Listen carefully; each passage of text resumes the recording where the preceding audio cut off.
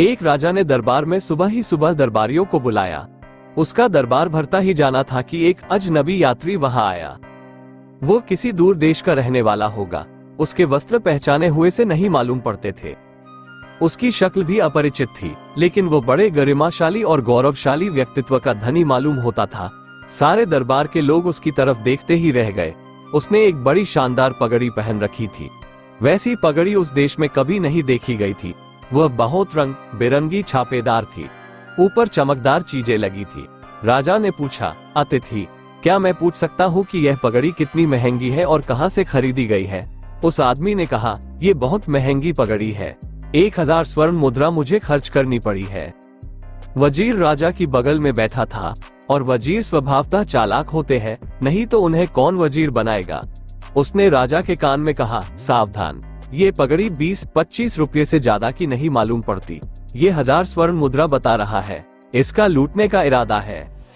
उस अतिथि ने भी उस वजीर को, जो राजा के कान में कुछ कह रहा था, उसके चेहरे से पहचान लिया। वो अतिथि भी कोई नौसिखिया नहीं था। उसने भी बहुत दरबार देखे थे और बहुत दरबारों में वजीर और राजा देखे थे। वजीर ने जैसे ही अपना मुंह राजा की कान से हटाया, वो नवागंतुक बोला, क्या मैं फिर लौट जाऊं?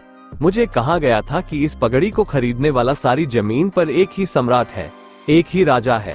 क्या मैं लौट जाऊं इस दरबार से, और मैं समझूं कि यह दरबार वो दरबार नहीं है जिसकी की मैं खोज में हूँ? मैं कहीं और जाऊं? मैं बहुत से दरबारों से वापस आया हूँ। मुझे कहा गया है कि एक ही राजा है इस जमीन पर जो पगड़ी को 1000 स्वर्ण मुद्राओं में खरीद सकता है। तो क्या मैं लौट जाऊं? क्या ये दरबार वो दरबार नहीं है? राजा ने कहा, 2000 स्वर्ण मुद्रा दो और पगड़ी खरीद लो। वजीर बहुत हैरान हुआ। जब वजीर चलने लगा तो उस आए हुए अतिथि ने वजीर के कान में कहा, मित्र, You may be knowing the price of the turban, but I know the weaknesses of the king. तुम जानते हो कि पगड़ी के दाम कितने हैं, लेकिन मैं राजाओं की कमजोरियां जानता हूँ। पादरी, पुरोहित और धर्मगुरु ईश्वर को तो नहीं जानते हैं, आदमी की कमजोरियों को जानते हैं, और यही उनसे खतरा है। उन्हीं कमजोरियों का शोषण चल रहा है।